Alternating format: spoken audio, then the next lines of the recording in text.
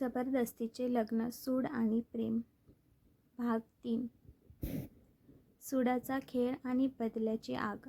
आरवला जेव्हा कळते की आरोही, शीतल आणि भोसले वाड्यातील बाकी सर्व लोक हॉस्पिटलमध्ये आहेत, तेव्हा तो लगेच हॉस्पिटलला येतो.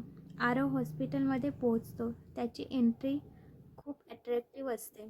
तो चालताना एक रुबाबदार पुरुष भासतो. चेहऱ्यावर आरोगेंट आणि त्याच्या दोन्ही बाजूला बॉडीगार्ड आणि असिस्टंट राहुल असतो. हॉस्पिटलमधील तो क्षण, एक अनपेक्षित स्पर्श.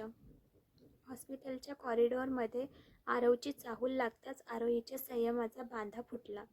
मनात साचलेलं सगळं दुःख आणि भीती एकाएकी उफाळून आली. तीन धावत जाऊन आरवला घट्ट मिठी मारली. तिचे अश्रू आरवच्या महागड्या कोटला भिजवत होते आणि ती हुदके देत विचारत होती, आरव सर, आई कधी शुद्धीवर येईल? तिला काही होणार तर नाही ना? आरव पूर्णपणे सुन्न झाला. त्याला क्षणभर समजलं नाही की काय करावे. आरोहीचा तो स्पर्श एखाद्या विजेच्या धक्क्यासारखा करंट त्याच्या अंगातून आरपार गेला. आजवर जिचा त्याने फक्त तिरस्कार केला होता, जिच्याकडे बघताना त्याचे डोळे रागाने लाल व्हायचे, तीच मुलगी आज त्याच्या मिठीत विरघळली होती. आरवच्या मनात एक वेगळीच खळबळ उडाली होती. त्याला तिला शांत करायचं होतं, पण त्याचा अहंकार आड येत होता. आरोहीला जाणीव झाली की आपण काय करतोय. ती चटकन मागे सरकली.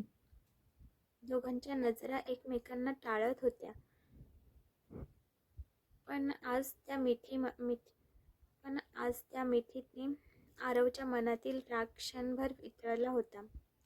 शीतलचा त्याग आणि आरोहीचा पश्चाताप. थोड्या वेळाने शीतलला शुद्ध आली. आरोहीने धावत जाऊन शीतलचे हात हातात घेतले आणि ढसाढसा रडू लागले. सॉरी आई, आजपासून तूच माझी खरी आई आहेस. मला माफ कर. मी तुला खूप त्रास दिला ना? पण तू हे सत्य का लपवलंस माझ्यापासून? आणि यात तुझी काहीच चुकी नव्हती. शीतलने अत्यंत क्षीण स्वरात उत्तर दिले.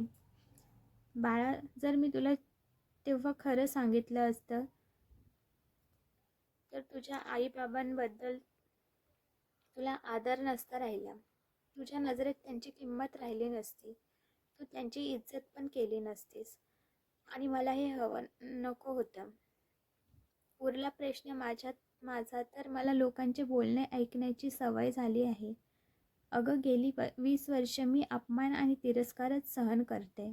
माझ्यासाठी हे नवीन नव्हते, म्हणून मी शांत राहिली. आणि तुझ्या बाबांना, प्रतापला मी शब्द दिला होता की तुला सांभाळेन, आणि तो शब्द पाळण्यासाठी मी माझा जीवही द्यायला तयार होते. आरोहीने शीतलला पुन्हा मिठी मारली. आई, कोणत्या दगडाची बनली आहेस तू?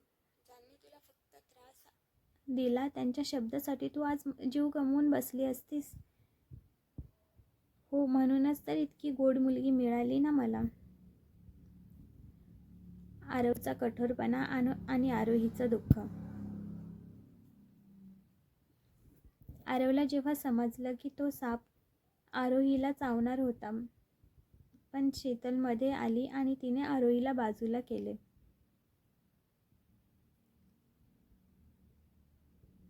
आणि तो साप तिला चावला. आरोहीवरचं संकट शीतलने स्वतःच्या अंगावर घेतले. तेव्हा तो आतून हादरला होता. तो शीतल जवळ गेला आणि बोलला, मावशी, कशी तब्येत आहे तुमची आता? शीतल थोडं कमजोर आवाजात ठीक आहे असं बोलते आणि आरवला बसायला सांगते. तेवढ्यात आरोही येते.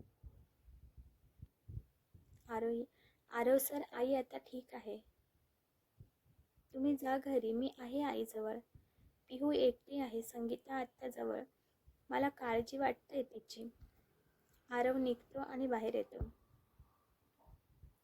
आरोही रिसेप्शन जवळ बोलते, मला थोड्या दिवसांची मुदत द्या, मी बिल भरून देते. आरव तिचे बोलणे ऐकतो आणि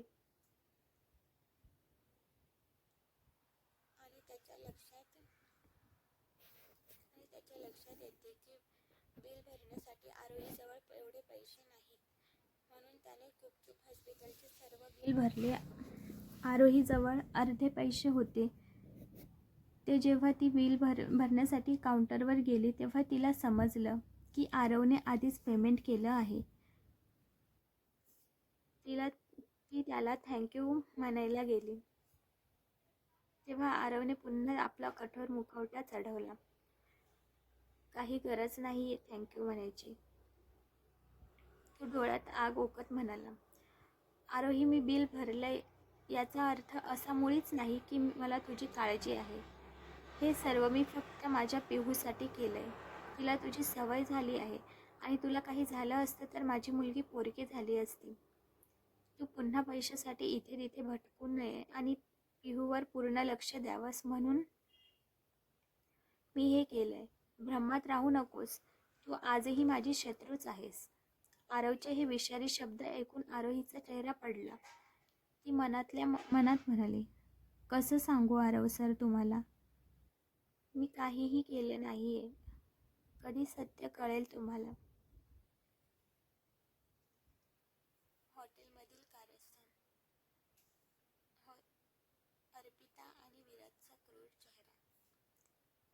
त्याच शहराच्या एका कोपऱ्यात असलेल्या जुन्या हॉटेलच्या खोलीत दोन चेहरे अंधारात बसून जोरात हसत होते. ते दुसरे तिसरे कोणी नसून अर्पिता आणि विराज होते. अर्पिता हसत म्हणाली, बिचारी आरोही. तिला वाटलं मी खरंच तिच्यावर प्रेम करते.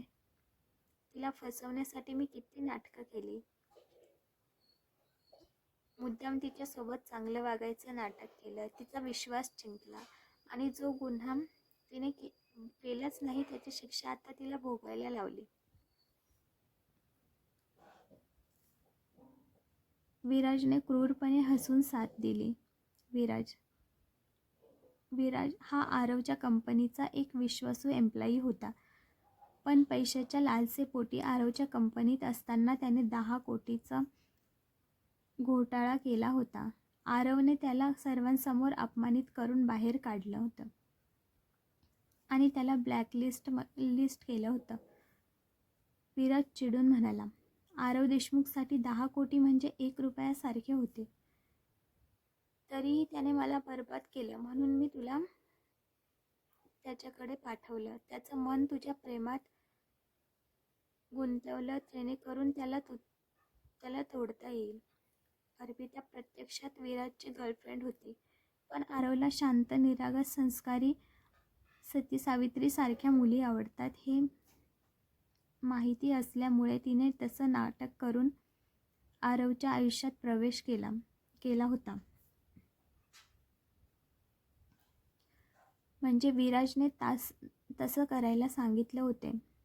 आरव पण अर्पिताच्या खोट्या वागण्याला पूर्णपणे भुलला होता. तो तिच्या प्रेमात अकंठ बुडाला होता.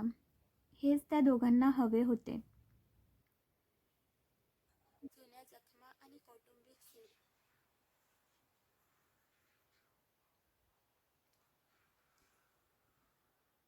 अर्पिताने आरोहीवरचा आपला खरा राग व्यक्त केला.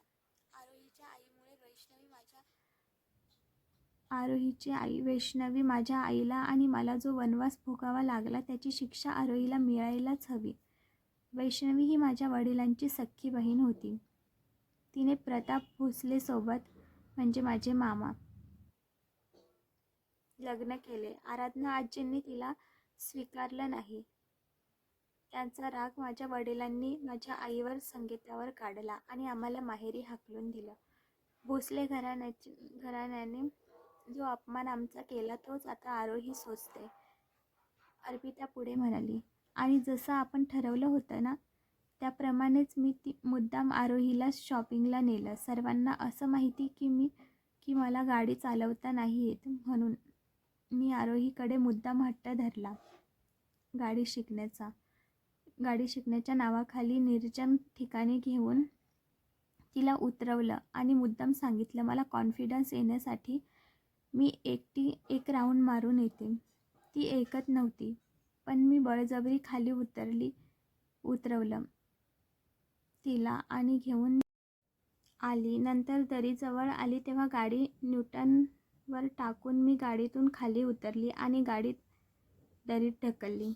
सगळ्यांना असंच वाटलं मी मेले, पण मी तर तुझ्यासोबत तुझ्या गाडीत बसून तिथून निघून आली होती. आणि आरोहीने जो गुन्हा केला नाही त्याची शिक्षा तिला भोगायला लावली. काय मजा आली असती ना हे सगळं जवळून बघायला. आरव किती त्रास देतोय तिला आणि मला आई हे सर्व सांगते. आणि कधी कधी तर आरव तिला शिक्षा पण करतो. ते आई मला व्हिडिओ पाठवत असते. खूप छान वाटतं मला एवढं त्रासात बघून, आरोहीला एवढ्या त्रासात बघून. पण विराज, आपण किती दिवस अजून असं राहायचं? मला नाही आवडत हे घाणेरडे हॉटेल. कधी चांगल्या घरात राहायला जाऊ आपण. एक नवीन वळी. विराजने आपला पुढचा भयानक प्लॅन सांगितला. अर्पिता, फक्त 2 दिवस थांब. आपण आपल्या प्लॅनच्या खूप जवळ आहोत.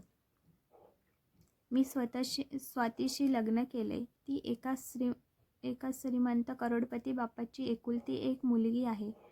मी तिला औषधं देऊन वेडं केलं आहे. तिच्या बापाला माझा संशय आला होता, म्हणून त्याने वसियत बदलली की जर अचानक स्वाती मेली तर तिची सर्व प्रॉपर्टी अनाथाश्रमाला जाईल. त्यामुळे तिला मारता येणार नाही, पण ती वेडी असल्यामुळे तिची सही पण घेता येणार नाही. मी तिच्या बापाचा अपघातात काटा काढला आहे. मी त्याचा ॲक्सिडंट करून त्यांना संपवलं आहे. उद्या आपण स्वातीच्या घरी जाऊ, तिची संपत्ती वापरू आणि मग आरव समोर जाऊ, त्याला पूर्णपणे बर्बाद करू.